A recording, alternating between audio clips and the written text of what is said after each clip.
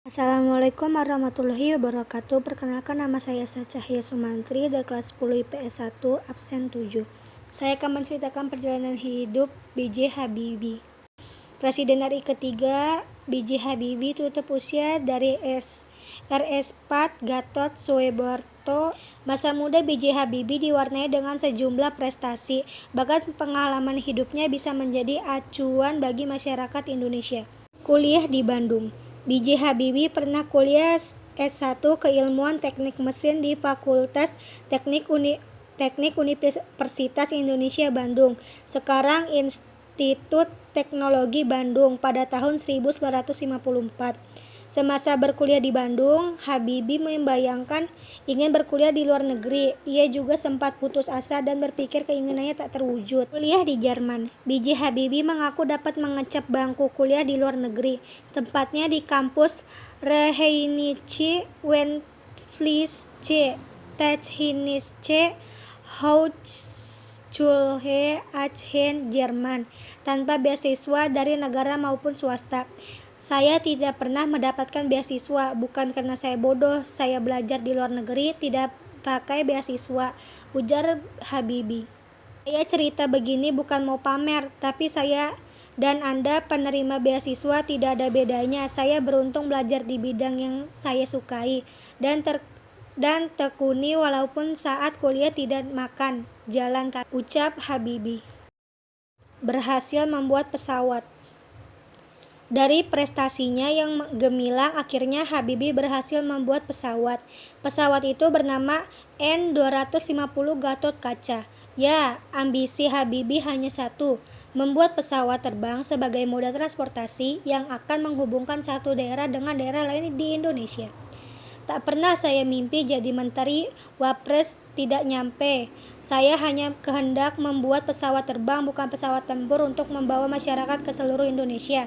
Pesawatnya bukan dibiayai dari utang, tapi dari keringat rakyatnya yang ingin membangunnya, ucap dia. Di Jerman untuk membuat pesawat. Karena ambisinya membuat pesawat, Habibie sampai menetap di Hamburg, Jerman, dan bekerja di perusahaan Max Schmidt Blockau Blohm yang memproduksi helikopter. Selama bekerja di sana, Habibie melakukan serangkaian riset mengenai pesawat. Atas karyanya itu, Habibie mendapat penghargaan dari berbagai institusi di beberapa negara seperti Jerman, Malaysia, Inggris, Jepang, Amerika Serikat, Prancis, dan Swedia. Bahkan pemerintah Jerman memberikan hak istimewa untuk Habibie berupa bebas visa dan kebebasan izin tinggal. Menjadi kepercayaan Soeharto.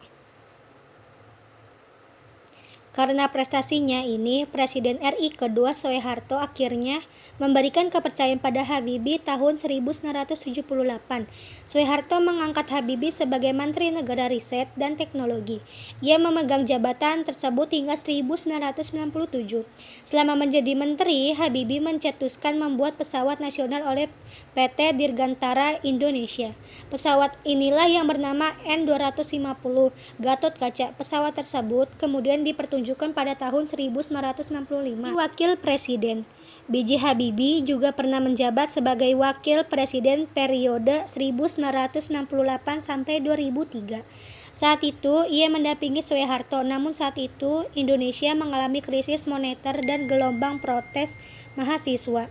Alhasil Soeharto yang menjabat sebagai presiden saat itu mengundurkan diri dari jabatannya pada 21 Mei 1968. Soeharto mengundurkan diri, Habibie langsung menggantikan jabatan Soeharto dan diambil sumpahnya di Istana Negara Jakarta. Habibie menjabat sebagai presiden sejak 21 Mei 1968 hingga 20 Oktober 1999.